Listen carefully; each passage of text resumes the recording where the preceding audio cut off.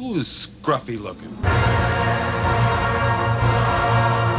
What is up, my fellow nerds and gangsters? Welcome back to the Spiffy Nerd Herder channel. I am Danny. I think it's pretty obvious that I am a massive Star Wars fan. So what I'm about to say, I hope doesn't cause riots in the streets. Return of the Jedi was my favorites of the original trilogy growing up. I loved everything about it, even the teddy bears. However, as I've grown up, I've definitely come to appreciate and love the intricacies of the story and characters of episodes 4 and 5. And then recently, I saw episode 6 with my son again, and I saw it a little differently than I had before. Not for what it was, which I absolutely love, but for what it could have been. I'm going to focus on 3 main points, each bigger than the last. So let's giddy up. Giddy up. Point number 1, to start, my boy Han being frozen in carbonite was like the most massive cliffhanger of all movies of all time after episode 5. And then basically it's immediately resolved in episode 6. Talk about not having that great of a payoff. That's not the biggest issue though. The first act in Jabba's palace is a fantastic standalone story with a great beginning, middle, and end. But it has zero to do with the rest of the film and does nothing to set the rest of it up. Basically, a new movie starts after the Jabba's palace scene, where we have to re-establish our stakes, our plot, our momentum, everything. Not good for a film.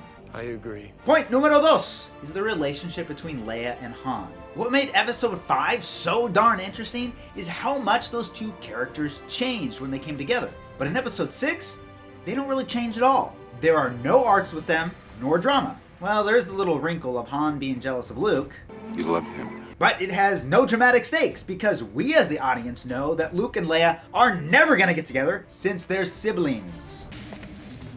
In other words, that plot point is kind of a non-starter. Han and Leia needed more. Either one of them had to die, like Lawrence Kasdan, one of the writers, and Harrison Ford really wanted, or some other sacrifice had to be made. In short, they needed to change, they needed to grow. I've always liked the idea that we needed to see Leia learn to use the Force in episode 6, encounter Vader, and Vader tries to turn her to the dark side in an effort against Luke. Currently in episode 6, Vader does float this idea. If you will not turn to the dark side, then perhaps she will. But it would have been actually really cool to see it. Then maybe Han, a non-Force user, has to bring her back from the brink. Either way, we needed to see Han and Leia especially making difficult choices for themselves as characters rather than just trying to blow up the shield generator. The shield generator.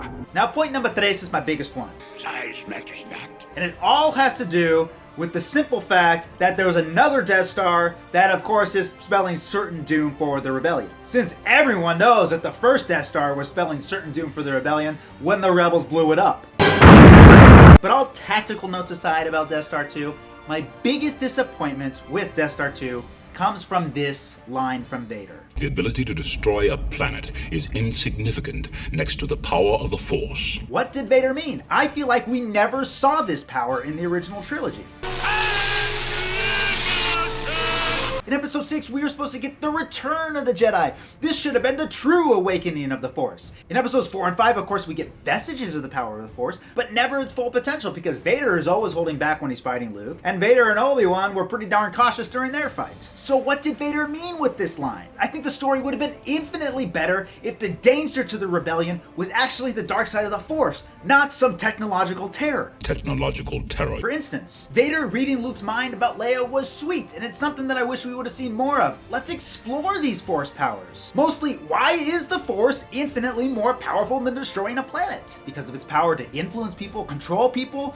Could the power of the Force collapse a star? Could the power of the Force bend space and time? Let's show this huge power of the dark side that everybody says we don't know anything about. You don't know the power of the dark side. The power of Force lightning is pretty sweet, but ultimately it's pretty worthless against the power of the Death Star. Nothing in comparison to the ability to destroy a planet. Now for me, the parts with Vader, Emperor, and Luke are definitely the best parts of episode 6. I love them, I absolutely think they should remain, but I feel that the context of those scenes could have been improved.